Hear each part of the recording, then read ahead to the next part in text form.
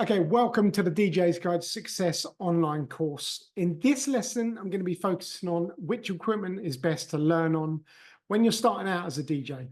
Before we begin though, I wanted to make something very clear. Being a DJ is very tough and competitive. If you're serious about it as a career, you need to be 100% committed.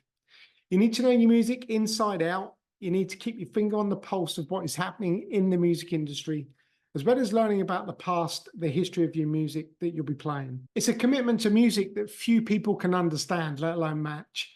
So let's look into what type of DJ setup you want to build. Well, nowadays there's a few options. The main question is, do you want a traditional classic setup with two turntables, a mixer to play vinyl on, or to have a digital DJ setup? Now, I highly recommend the digital setup these days. DJ controllers have paved the way for us to control everything using a computer in every way possible. You want to go with what the biggest DJs are doing. For instance, what's the point in learning to play on vinyl and then you rock up to a club and you see two CDJ-2000s in front of you, or four even, and a mixer as well? So for me, it's cool to be able to mix on vinyl. That's how I learned back in the day in 1988. But nowadays, I definitely think it's better to learn on CDJs or something similar. If you can afford the CDJs, then brilliant. The CDJ-2000s or 3000s are the industry standards with a Pioneer DJM-9000NXS mixer. They're great options. And obviously, all you need to play with them is a USB stick. We're going to talk about that a little bit later on. But what do you learn on as a beginner? Because you can't always afford those decks straight away. So you can just about see it over my shoulder here.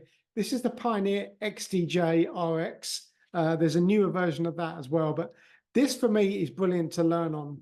So yeah, this is what I recommend. Pioneer DJ XDJ-RX. There is newer versions as well. This is the original, I think. But when you look at it, it kind of breaks it down into a mixer in the middle. So this is what you'd expect to find in any club. And then you've got the CDJs either side as well. The great thing about this is it's got two USB ports, so you can go back to back with a friend as well, which is one of the reasons why I got this actually. It's such a great controller to learn on. And it's a decent price as well. I think I paid around 1,500. You can probably get them for under £2,000. You may even be able to get a second-hand one nowadays. But yeah, check that out. It's definitely one I think to practice on. Gives you an idea for what it's going to be like when you actually do get into a club with the CDJs. Okay, the next thing you're going to need is a decent pair of headphones as well. Now, this one can be really personal, so you just need to go with what you're comfortable with.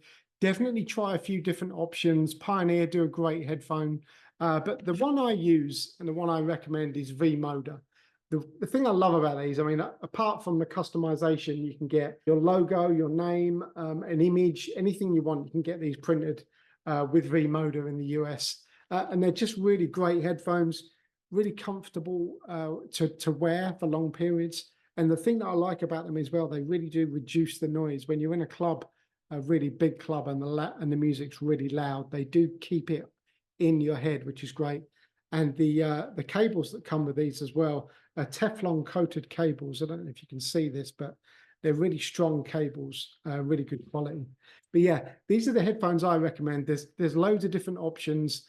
These are the LP2s, but head to vmoda.com to see the full range of headphones. But it's definitely a personal thing that you need to try.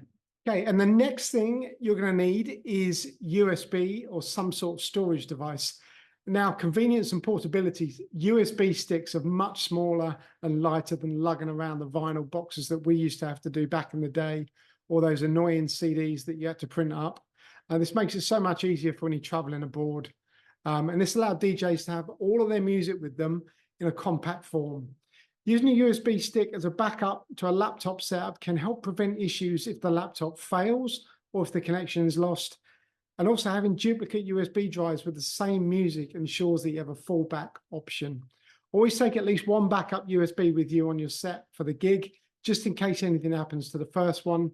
This is also a good idea as well in case the CDJs are not linked, so you can put one USB stick in one and one in the other. And it also makes it easier for you organizing your music as well.